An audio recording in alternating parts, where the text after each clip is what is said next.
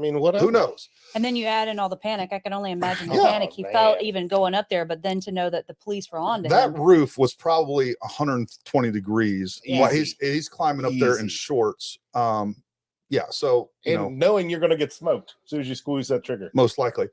I also pull us up two screens. I know what you got going on, Sean, but the other thing. Let's talk about the second shooter theory. And I'll be honest with you.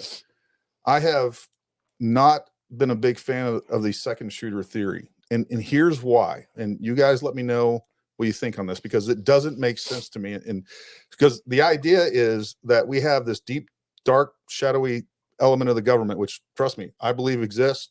It's there.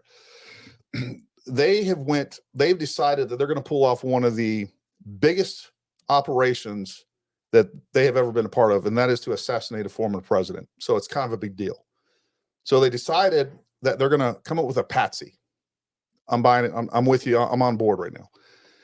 So they get this Patsy, and what they do is they take another guy that I would assume we're talking about is, part of that organization, a highly trained long-range shooter, somebody that knows what they're doing, very competent, very capable. And then we go through everything it takes to set this up, to organize this, to make this happen. And then at 140 yards, they miss. said long-range shooter misses. Folks, I could stand offhand and get 10 out of 10 on a target at 140 yards. So that's what we're proposing, that not only did he miss once, and look, things could happen. Maybe he was aiming at his head. Maybe this long-range shooter, this highly trained, capable, resourced shooter knows what his ballistic offset is. He's actually intending to shoot Trump in the head, and Trump turns. But Trump was up there for about another second and a half, 2 seconds. I would have gotten a follow-up shot. And I wouldn't have been, and that's me right now. Like, if I'm doing a crazy operation like that, you better believe I'm going to be out there training every single day. And I'm already done a reconnaissance of that situation. If I determine that, pre-planned that this is where we're going to do this from, I know that Trump, the podium was up probably for a couple of days, or at least some sort of indication of where Trump would be. I got a pretty good idea. I would pre-plan that out, but we failed. All right. That doesn't make sense to me. And that's the part of the second shooter theory that I've had a hard time. And I'm just telling you guys honestly. Now, I will say, until last night, I had ruled out the second shooter theory at all. And part of it was because of all the sound analysis.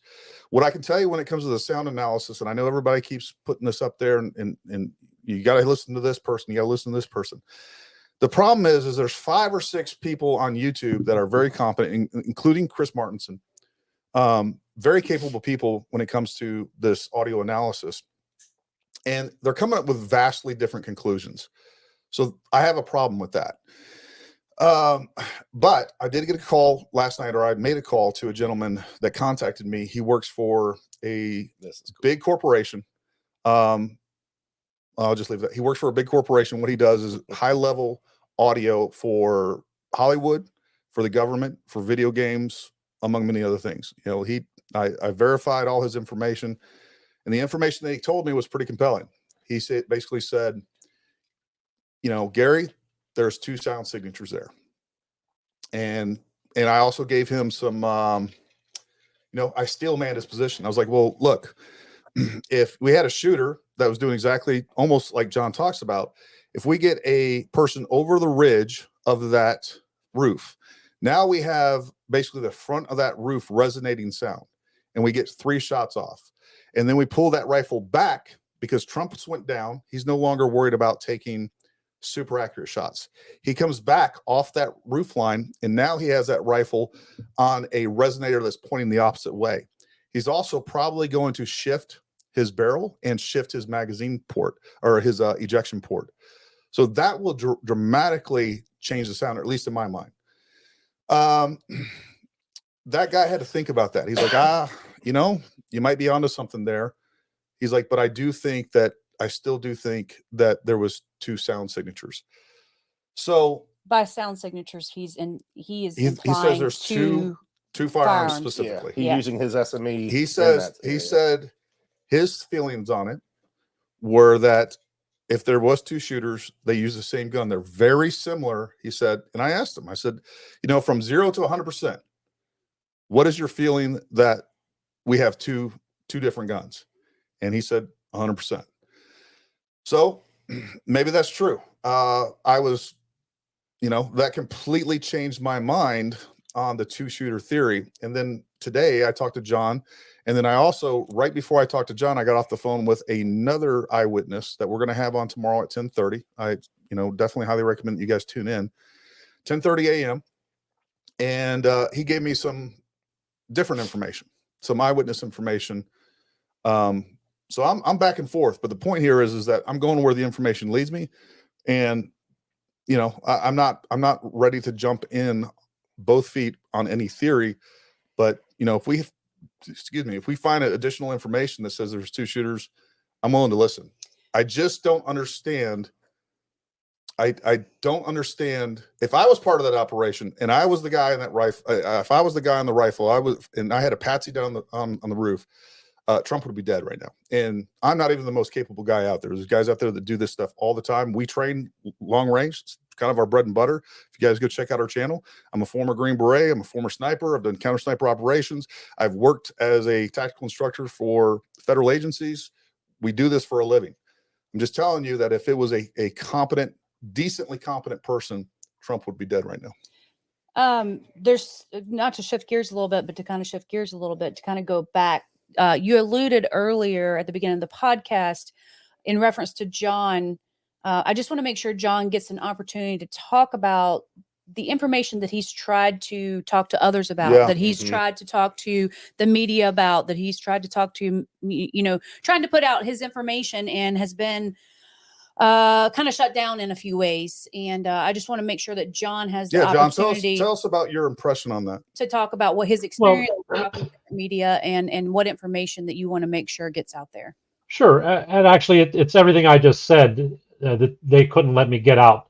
Time constraints and things like that. Plus, it was hard for them to understand. When I started explaining to the one engineer or something, I can't remember what he was, at Fox News before I actually went on air, I was explaining to her my theories, and she asked questions like, what's a casing?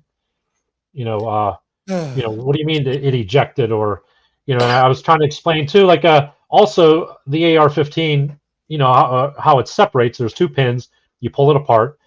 And even Christopher Wray didn't get it, how someone would have time to reassemble an AR-15 fast enough. Like he said, he wouldn't have enough time to reassemble it.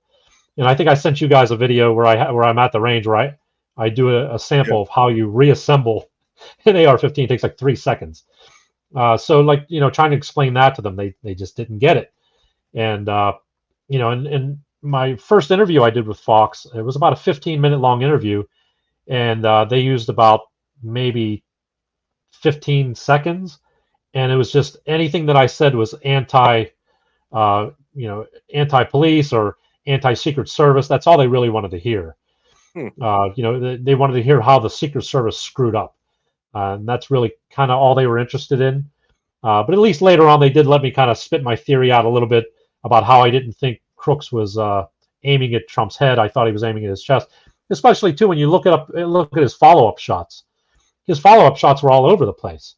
If he was so good that he aimed for Trump's head and he hit his ear, I guarantee you those next two shots would have been somewhere within 2 feet of the first shot. He would have hit members of the Secret Service. He may have hit Trump again, but he didn't. He didn't get anywhere near them. So that's why I was trying to make the point to the press that he was aiming center mass. He was not aiming at his head. Mm-hmm. And it sounds like that they were kind of cherry picking information from you to fit a narrative, and then they kind of weren't interested in the rest of your information. Right. It was very anti-Secret Service and failure of leadership and failure of this, failure that. And I it's like I was telling Gary, you can't really blame the guy behind the scope. You got to blame the guy behind the desk. The guys that were up, on the rooftops, they did what they could, and they may have saved our lives, because at the end, Crooks turned around and aimed his weapon at us right before he was shot. And that's actually another thing too.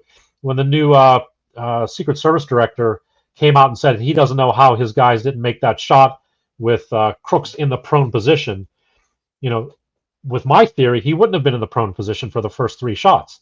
He would have been concealed. Yeah. Because the weapon would have been flat. He would have been flat, slightly looking over the top of the side of the weapon through those iron sights. Yeah. So they wouldn't have seen him.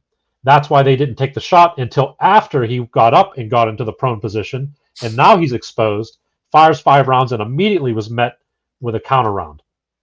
Yeah, and just so that everybody visualizes this and understands this, again, we're talking about junkyard prone, where we turn that gun sideways, and that's exactly what it's for. We're doing that so that we can lay it on the top of a car or even a curb. Let's say you got a 6-inch curb, which, you know, that ridge line looked like it was about 6 inches or so. And that's what it's going to allow you to do, is reduce your silhouette. So we turn that gun sideways. Now my eye is lined up with an optic or a sight as the gun is sideways. So instead of having to expose all of this, I'm only exposing this much. I was about to say, you might want to just explain what, when he says gets up into the prone, what that means. Yeah. So again, he's laying with his gun over that ridge line, and then he's going to get up into the prone, and or Which means maybe he's- even he's on his up on his knees elbows, or up on his basically. elbows. Well, prone doesn't necessarily elbows, Well- but yes, he's in